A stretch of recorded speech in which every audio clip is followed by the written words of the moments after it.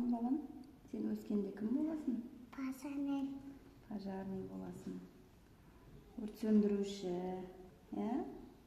Өрт деген өте қауіпті. Өрт сөндіруші болсаң, мынау не?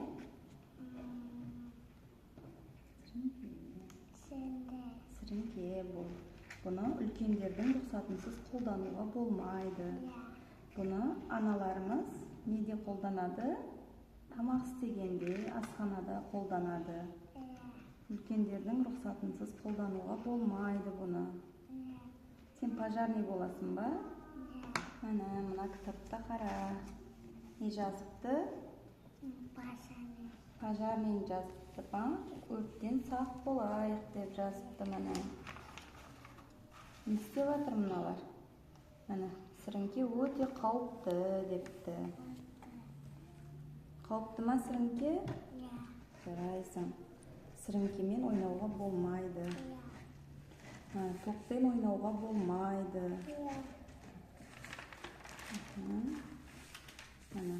Өрт болған жағдайда өрт сөндірушіге хабарласамыз бірінші. Молодец. Мына өрт сөндірушінің киімдері, формасы. Құралдары өрт сөндірушінің.